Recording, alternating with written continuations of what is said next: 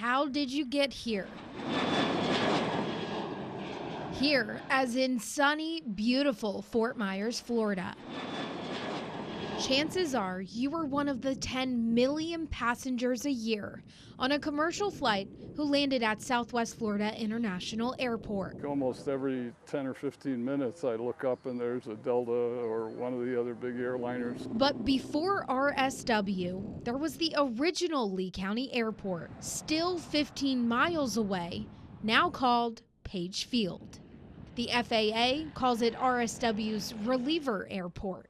Having been a pilot all my life, I get my pulse picks up a bit when I drive by the airport. Smaller planes, Mostly private jets and so on. less flights, yet much closer to civilization. I live about 5 minutes away from here. You would know if you've ever driven Colonial Boulevard during rush hour. Because rush hour is not just on the ground, it's in the air too.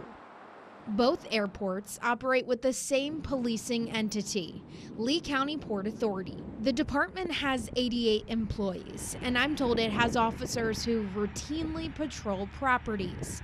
But when we asked for specifics, when, how many at a time, and where, the answer remained the same. LCPA does not discuss safety and security details. Important details after a breach back in February. Sarah Metz is live and local in Fort Myers getting new information about this incident. Sarah? I was the first reporter on scene of this plane crash on the south end of Page Field. Crashed. You can see right here where it hit the fence. Later learning it was stolen in the middle of the night by someone trespassing on property.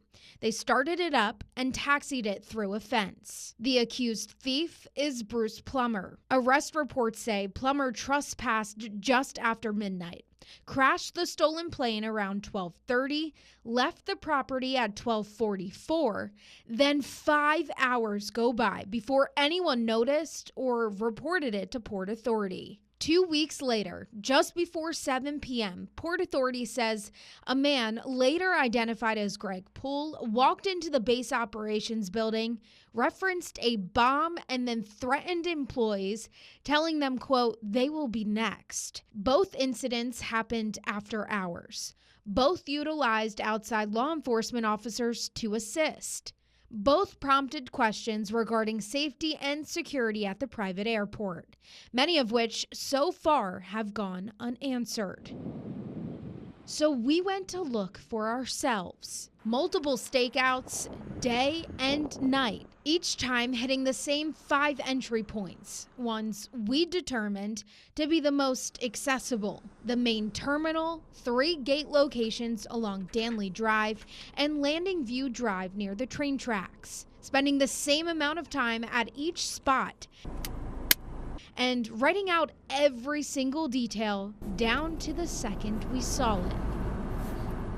As you can imagine, during the day, a flurry of activity at each location.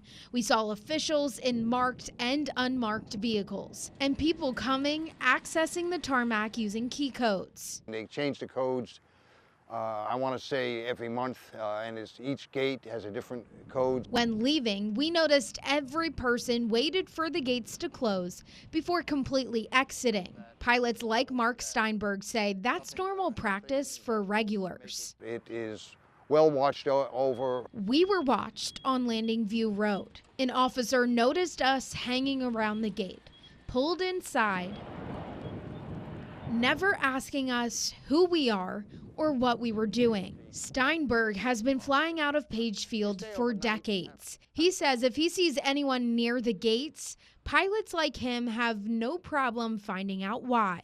Almost always is a plausible explanation if somebody is around. In fact, he says the pilots are a big factor for airport safety. If you see something, you say something. But what happens when the people are not there to see something or say something? Nights at Page Field are quiet. We moved around from place to place, unidentified, unbothered, and with ease, sitting outside the gates at all 5 locations and not once coming across any patrolling officers between 8 p.m. and 3 a.m. But for accuracy, we wanted to make sure, so we did it all again. Same times, same spots, same findings. The only consistent movement each night coming from the air tower light circling the perimeter and us moving around, watching from the outside, looking in. You have a tower, you have police, you have fences, you have security gates.